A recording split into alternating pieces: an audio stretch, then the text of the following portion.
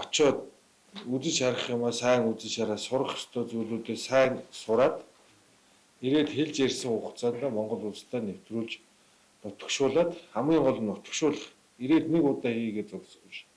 Байнгын тогтмол энэ төрлийн тусламж үйлчилгээгээ энэ хүүхдүүдэд үзүүлдэг болох юм бол олон хүүхдийн амнаас эрүүл мэндийг хамгаална гэдэг даад нь бүгдөө надаар хэлүүлдэг мэдж байгаа ус. Тийм учраас хариуцлагатай сайн сурж ирээд Монгол улстай хурдан нэвтрүүлж нутагшуулах хэрэгтэй. Одоо хэдэн сарын хэдэн гэхэд Монгол улс таад хийж эхлээд ингээд нутагшуулах энэ процесс маань эхэлнэ гэж байгаа үлээ яг хугацаа.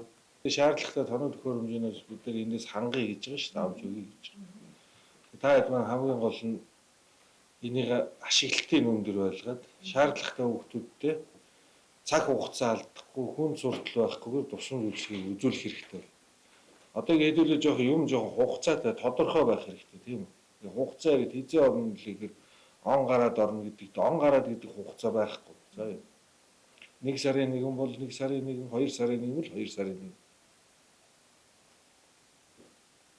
Ингээд та хэд мань очиж сайн юмаа сурч мэдээд ирээд нутагшуулаад тэг хамгийн гол нь юмаа сурч мэдээд нутагшуулахаас гадна манай салбарт одоо нэг тулгуурласан асуудал байна шүү дээ. Харилцан хандлагын асуудал. Манай салбар ур чадвартай, мэдлэг чадвартай эмчнэр зөндөө байгаад байдаг. Эргээ салбарын нэр хүнд муу байгааг нэг гол зүйл бол энэ харилцан хандлагын асуудал. Энэ салбарынхаа одоо уулзсан хүн болгонд одоо боломж гарсан дээр нь хэлж байгаа. Таад одоо шинэ технологи нэвтрүүлж нутагшуулахаас гадна харилцан хандлагын хувьд маш өндөр түвшний ёс зүйтэй байгаараа. Бусад эмчнэртэй эрүүл мэндийн салбарынхаа эмч ажил үлгэр дуурайл болох хэмжээнд тэгж ажиллаарай гэж та бүхнээс хүсэж байгаа. Тэр бол нэг хүнд асуудал бол биш байх гэж бодож байгаа шүү. Та хэдмээ цаашдынхаа үйл ажиллагаан дээр энэ харилцан хандлагын зүйлийг маш сайн анхаарах ёстой шүү. Тэгээд одоо та хэдмээ яваад Монгол улсад одоо нэвтэрч нутагшааг байгаа энэ өвчнийг одоо онцлох, эмчлэх тал дээр мэдлэгээ сайн эзэмшиж ирээд богино хугацаанд нэвтрүүлээд нутагшуулаад тэгээд харилцан хандлагаараа манлайлсан Монгол улсад хийдгүү өвчлөлийг эмчилдэг ийм эмчнэр боловсон өвчнөр болох нь шүү дээ таад. Ингээд таад цаашдаа улам их өөрсдөө хөгжүүлээд явах юм бол эрүүл мэндийн салбар маань одоо богино хугацаанд хөгжихэд таад маань үнэтэй үнэм оруулах нь байна. Энийг дагаад цаашдаа та бүхний бас нийгмийн асуудлууд бүгдөө шийдэгдээд ирэх жилүүдэд ингээд бүх зүйлийг шийдэгдээд нэг шинэ технологи нэвтрүүлээд нутагшуулаад олон хүн тусламж үйлчлэгийг хүргээд байх гэсэн тэр хэмжээгээр цалин мөнгөний асуудал шийдэгдэг. Тийм систем рүү бид нар ер нь орцсон шүү дээ. Тэрийг одоо өшөө сайжруулад бид нар энэ Монгол улсад хийгддгүү өвчнийг хийж байгаа нутагшуулж байгаа энэ хүмүүстэй өшөө урамшуулын яаж явах хэрэгтэй гэдэг энэ тогтолцоогоо хүртэл бид нар сайжруулж байгаа. Тэгэхээр та бүхнийх маань ирээдүй бас гэрэлтэй харагдаж байгаа шүү. Тэгээд та хэд маань одоо сайн яваад хамгийн гол нь үзэж харах юмаа сайн сураад Монгол улстай богино хугацаанд нутагшуулаарай. 2024 онд одоо Монгол улсад эмчлэгддэггүй өвчний чагсаалт бол шинжлэгдэн гарсан байгаа. За тэгээд энэ хүрээнд бол жил болгон эмчлэгддэггүй өвчний тоо хэдий буурч байгаа ч гэсэн бас байсаар байгаа. Гэхдээ энэ өвчин бол 26 нэрээр нэрлэгдэж байгаа боловч энэ дандаа оншийн бүлгэрээ буюу нэг оншийн бүлгийн цаанаас хамрагдах тодорхой өвчнүүд бол хүрээний өвчнгээ байж байгаа. За тэгээд энэ хүрээнд одоо эрүүл мэндийн салбараас за эрүүл мэндийн сайд мөнх сайхны хүрээнд бол өмнө нь гадаадад явуулдаг багуудыг эргээд эрэхтэй нутагшуулах за ганцхан тухайн төрөлцсөн эмнэлэг өөрөө эмчилдэг болоо зохисгүй орон нутагт энийг хэрхэн нэвтрүүлэх вэ гэдэг энэ асуудлууд дээр нэлээд ач холбогдол өгсөн. За ганцхан хүнээс сургаад ирснээрээ энэ 100% ач холбогдолтой тэнцэхгүй байна, хөгжихгүй байна гэдгийг анхаарч үзээд одоо энэ удаа бол тоног төхөөрөмжийн бүрэн одоо сургалтанд хамрагдаад ирсэн эмчнэр ирэх үед нь тоног төхөөрөмжинд бүр бэлэн байлгаар тухайн эмнэлэг бол одоо шаардлагатай бол мэсцлийн өрөөгийн бэлдэх засварыг энэ зэрэг холбогдох бүх үйл ажиллагаануудыг хамт цогцоор нь шийдэхээр ийм арга хэмжээ аваад явж байгаа. За тэгээд бид нэр одоо нийт 138 санал ирснээс бол яг 33 төсөл төр бол ажилласан. За эндээс бол нэн шаардлагатай за Монгол улсад эмчилэгдэж байгаа эмчилгээний анхан шатны үйлдэлүүд хийгдсэн. За эмчилгээний төлбөр өндөр гадаадад яваад хичнээн төгрөг зарах нийт хэдэн хүн хамрагдж байгаа. За өвчний нөхцөл байдал амьдрах хугацаа зэрэгс ингээд хамаарат одоо энэ 24 онд нийт 13 өвчний бүлгийг багийг сургаж нэвтрүүлэхээр ингээд төлөвлөд ажиллаад эхний багууд өнөөдөр одоо сургалтандаа хамрагдаж байна. За өнөөдөр одоо ямар ч байсан аутизмын өвчин Монгол улсад бол жилээр бол тоо нэмэгдэж байгаа, эмчлэгдэх тоо нэмэгдэж байгаа. Тэгэхээр бид хэд одоо энэ өвчнийг эмчилгээг нь сайжруулах, эрт илрүүлэх, энэ нөхцөл байдлыг сайжруулах хүрээнд бол эхний багаа явуулж байна. За мөн одоо энэ өнөөдөр нейрон зүрхний эмгэгийг эмчлэх энэ тусламж үйлчилгээг сайжруулах энэ багийг бас явуулж байна. За энэ баг маань бол харин энэтхэг улсын Сарвадая эмнэлэгт бол ажиллахаар байгаа. За тухайн эмнэлэг нь бид нар одоо эмнэлгээ сонгохдоо хүртэл бол хэд хэдэн шалгуурыг харсан. За энэ удаагийн одоо явах багуудын эмнэлгийг бол зөвхөн хамтын харилцаатай биш одоо дэлхийд эмчилгээнийхээ үнэлгээгээр хідэж загчхсдгийн сургалт судалгааны үйл ажиллагаа явуулдаг туршлагатай.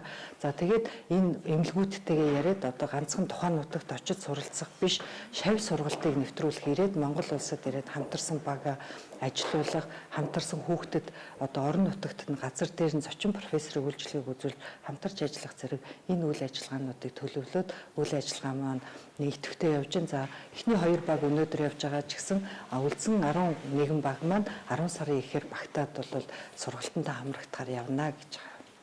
Ер нь бол Монгол улсын хэмжээнд гэлтгүй дэлхийн хэмжээнд аутизмын хүрээний эмгэггийн одоо эмгэгтэй төрж байгаа хүмүүсийн тоо бол жилээс жилд ихсэж байгаа буюу тархалт нь нэмэгдэж байгаа харагдаж байна. Гэхдээ Монгол улсын хэмжээнд ч гэсэн сүүлийн үед сэтгцэн эрүүл мэндийн үндэсний төвөөр онцлогдож байгаа хүмүүсийн одоо тоо маань жилээс жилд нэмэгдэж байгаа юм үзүүлэлт бол харагдаад байгаа. Тэгэхээр энэ хүмүүсийг бид нар яах ёстой вэ гэхлээр хамгийн гол нь эрт үед нь онцлох, эрт үед нь оншилт мэдснээрээ тухайн хүмүүсд маш эрт хугацаанд нөгөө интервенц хийгээд хүүхдийн хөгжлийг нь дэмжих, зөв замаар хөгжүүлэх, за хөгжил дээр нь юун дээр нь анхаарах вэ гэдэг дээр нь хэрэгтэй онцлогоо үнэлгээний аргуудыг бас нэвтрүүлэх шаардлагатай байгаад байгаа. Одоогоор бид нар бол яг төвийнхээ хэмжээнд, улсын хэмжээнд бол хүүхдүүдэд онцлогтой бол эмнэлзүүн харахаараа буюу одоо олон улсын өвчний ангиллаар 10 дугаар ангиллал заасан оншин шалгуурын дагуу хүүхдүүдэд үзэж оншилж байгаа. Харин үүн дээрээ нэмээд илүү одоо сүүлийн үед олон улсад хэрэглэж байгаа адаас 2 ч гэдэг юм гэх мэт энэ онцлогоо үнэлгээний аргыг нэвтрүүлвэл илүү их хүртээмжтэй болохоос гадна зарим нэг хөнгөн онцтой хүүхдүүд ялангуяа гээд хөнгөн хэлбэрийн аутизмтай хүүхдүүдийг бид нар онцлохгүй өнгөрөх асуудал гардаг учраас тэр хүүхдүүдэд онцлох тэгэж эрт онцлоснороо нөгөө хүүхдүүдэд бид нар эрт үеийн интервенцэд хамруулах тэгээ тухайн хүүхдийн амьдралын чанарыг сайжруулах ганц хүүхдийн амьдралын чанар гэлтгүй тэр хүүхдийг харж асарч байгаа гэр бүлийн амьдралын чанар сайжрах юм эерэг үр дүн бас цаашдаа гардаг учраас онцлогоо үнэлгээний хааргыг сайжруулах нь шаардлагатай байгаа. За үүнээсээ улбалаад маань сэтгцэн эрүүл мэндийн үндэсний төвөөс 5 эмч мэргэжилтнүүд маань Турк улсын Трабзон хотод байрлах одоо их сургууль, эмнэлгийн их сургуульд бол яг энэ надаас 2 аутизм хүрээний эмгэггийн онцлогоо үнэлгээний аргыг суралцах чиглэлээр ингээд 1 сарын хугацаатай явж байгаа. Ингээд сурж ирээд бид нар энэ одоо өдөр тутмынхаа практикт нэвтрүүлснээрээ хүүхдүүдэд онцлох, үнэлэх энэ арга маань илүү сайн нэвтэрж өгөх, дээрээс нь гадагшаа чиглэсэн урсгал багасгах, мөн хүртээмжийг нэмэгдүүлэх, олон хүүхдүүдэд бас эрт хугацаантай онцлогдоод хурдан сайжрах боломжийг бас олгох болов гэж үзэж байгаа. За хүүхдийн хэм алдагдал электровизологийн чиглэлээр Монгол улсад бол яг мэрэгсэн хүүхдийн электровизологч эмч электровизологч буюу одоо цуцан доторх мэдслийн эмч Монгол улсад болоод хараахан бэлтгэдэг байгаад байгаа. Монгол улсын хувьд бол улсын 3 дугаар эмнэлэгт гадаадын профессор, зочин профессорыг авчирч 3 дугаар эмнэлэг дээр бол хүүхдүүдэд тусламж үйлчилгээг үзүүлдэг байгаа. Одоо бид маань манай баг маань явж сорсноор одоо энэ яг Монгол улсынхаа үндэсний төв эмнэлэг дээр хүүхдийн электровизологи хэм алдагдлыг эрт үеийн нь оншилж эмчлэх одоо боломжийг бүрдүүлэх юм зорилготой байна.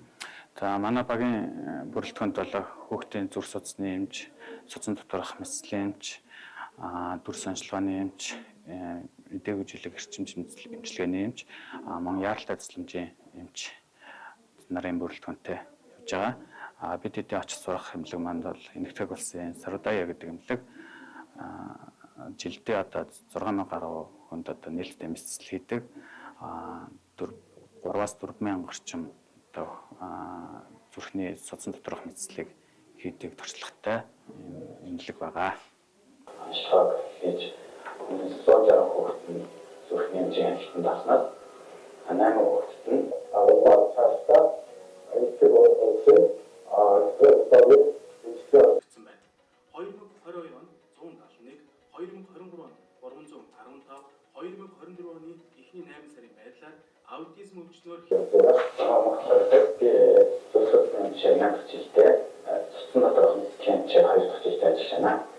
Хүүхдүүд онцлуулаад байгаа шүү дээ. Онцлуулаад эмчилгээ хийлгээд маш их хөрөнгө зараа зарим нэг тэрнээсээ болоод ядуу өртөөд ингэж явуулж байгаа. Бүх багуудаа бүгд гэрээгээ ингээд альва зүйл маань ямар нэг хариуцлага. Түүнийгийн асуусны хэмжээ яг одоо 3 үеийн ангиараа хийсэн.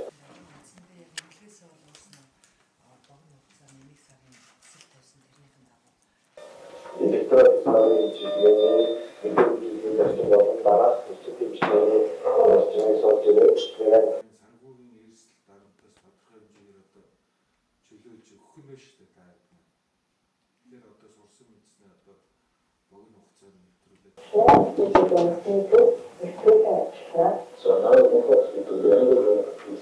оншилгоо эмчилгээний шинэ аргыг нэвтрүүлэхээр суралцахаар явах гэж байна. Заалан байна уу? Намайг тэр нь болохоор улсын хооронд ялангуяа хүүхдүүдийн хөгжил ирээдүйд тулгамж байгаа асуудал дээр тодорхой хэмжээгээр жижигхэн ингээд энэ одоо шинэ технологи Монгол нэвтрүүлэхээр одоо электродисплей аппаратыг ажлуулах шашныг суралцж таны зүгээр авсныхаа даваагаар бас тэр юм бэлтэж байгаа байхгүй. Тэрэн дээр нэг тоног төхөөрөмж дутуу байгаа. Тэрийг тусгсан зүйлийнхээ дагуу яг сурж мэдэх зүйлээ хичээнгүйл сурж мэдж ирээд богино хугацаанд их орно. энэ эмнэлгийн эмчлэг нь хүүхдийн мэсгийн эмчлэг болохоор юу энэ ингэж байгаа. Нэг сарын эхний удаад тэднийхээс бол сарыг ямар төвчний онцлогын эмчилгээ шаардлагатай хоцрогдолтой байгаа гэдэг бүгдөө л энэ салбартаа ажиллаж байгаа улсууд бол мэдж байгаа. Эдгээр бол Цаашдаа тэр хүмүүс зарчим төрөөс манайхыг аппараттай болтол нь манайхыг те бид нэр өөрсдөө авчих болгондоо ингээд шаардлагатай гэдэг. та хэд манайд Монгол улстай энэ шаардлагатай байгаа аутизмын эмнэлгийг онцлох шинэ арга аргачлалыг сурч ирэх чинь шүү дээ. Энэ бол чухал. Та хэд маань шинэ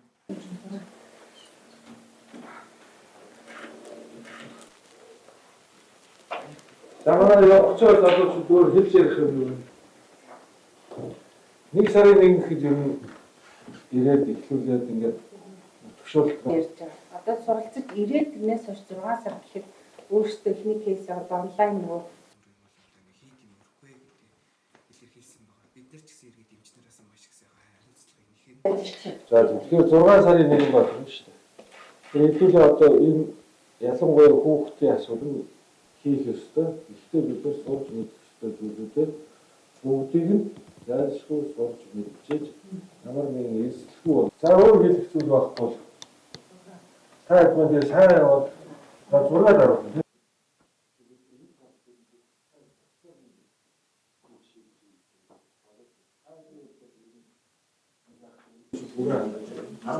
Хаа хүүхдүүд хийх дайчж ажиллах.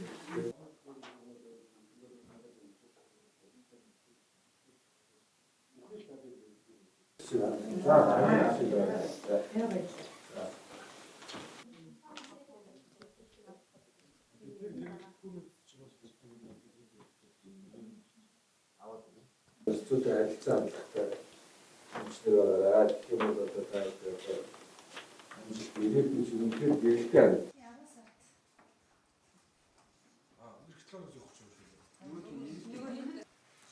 Турк улсын Трабзон хотын Канучи тренинг сургалт Надад зорих хүүхэд гэр бүлийн тоо багасгах юм.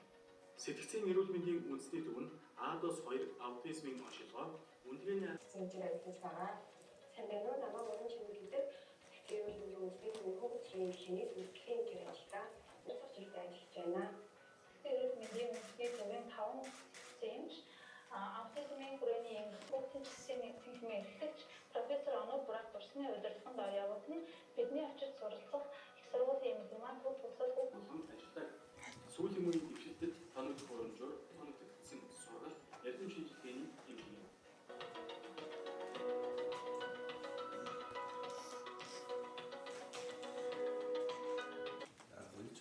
Бидний угаас хийх ёстой ажлаа л хийж байгаа тийм. Хамгийн гол нь орны харилцаа хандлагыг доголд гаргаж ард иргэдтэйгээ эмнэлгийн тусламж үйлчилгээ авах гэж байгаа энэ хүмүүсийг одоо муухай царчгаад чаа залууч хэлж ярих юм байна уу? Түрүү видеоор хэлчих. Өөрөө амьдаар хэлэх юм байна.